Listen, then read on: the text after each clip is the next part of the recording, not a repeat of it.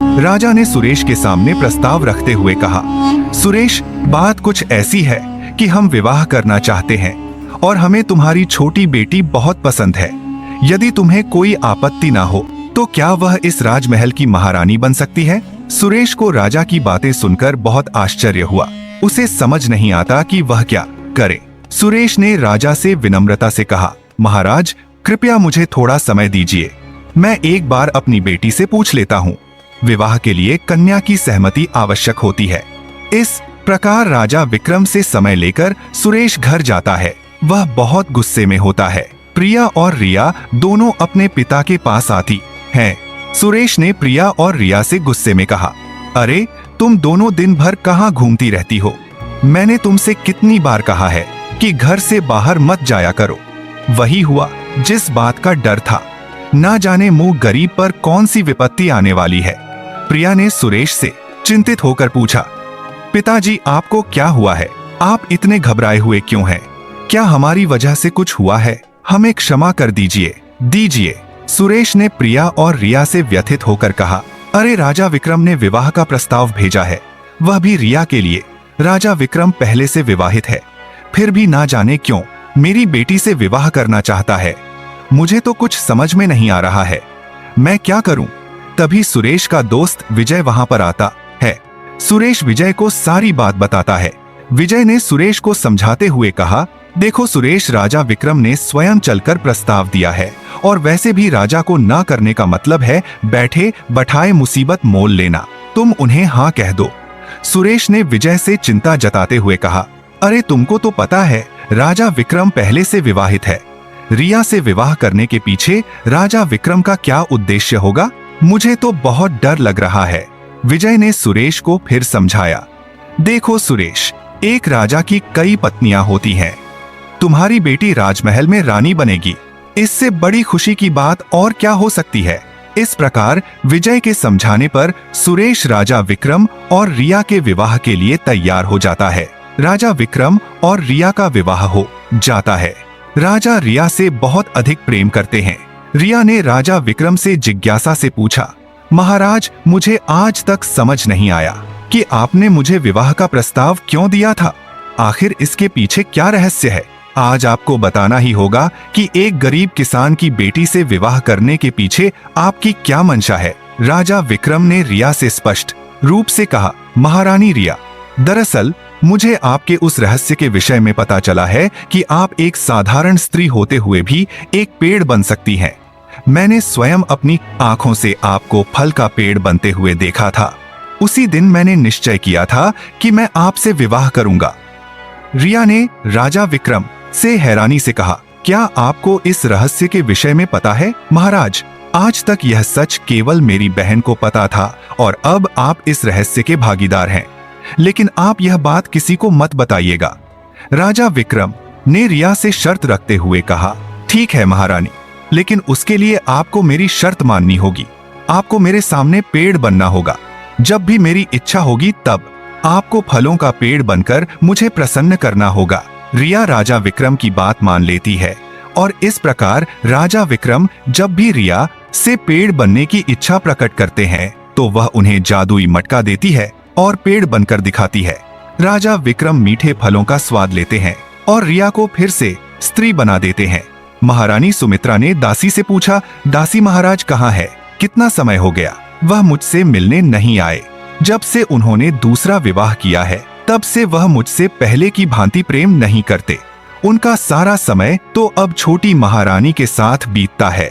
दासी ने महारानी सुमित्रा से सहमति जताते हुए कहा, यह तो सत्य है महारानी, छोटी महारानी के आने के बाद आपका महत्व खत्म हो चुका है। आपको कुछ करना चाहिए जिससे आप अपना खोया हुआ सम्मान पा सके। कहीं ऐसा ना हो छोटी रानी आपको महल से बाहर करा दे। महारानी सुमित्रा ने खुद से कहा, नहीं नहीं, ऐसा नहीं होगा।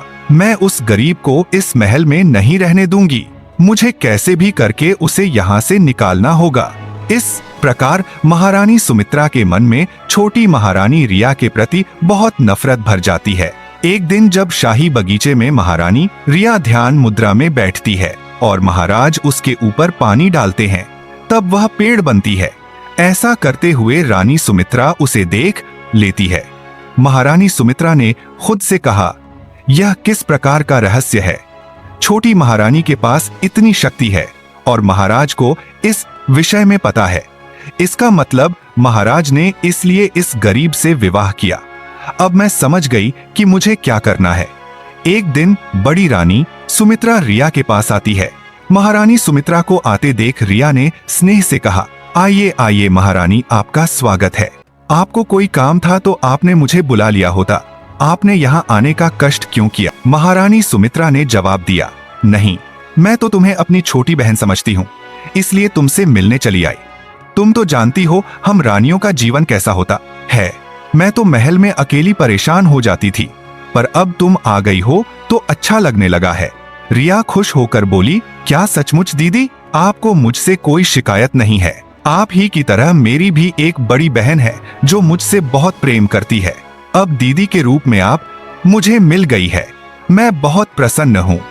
महारानी सुमित्रा ने मन में योजना बनाते हुए कहा, तो क्यों ना हम दोनों बहनें कुछ समय बिताएं। चलो हम दोनों जंगल की ओर चलते हैं, वहां पर शिकार करेंगे ताकि हमारा मन बहल जाए। रिया बोली, ठीक है दीदी, लेकिन इससे पहले हमें महाराज से आज्ञा लेनी चाहिए। यदि वह हमारे साथ चलने को तैयार हो तो और भी आनंद आएगा। महारानी सुमित्रा ने कहा, महाराज तो इस समय दरबार के कामों में व्यस्त होंगे। चलो हम दोनों चलते हैं। क्या तुम अपनी बड़ी बहन के लिए इतना नहीं करोगी? रिया वन विहार की तैयारी करने जाती है, तभी उसे मटके का ध्यान आता है।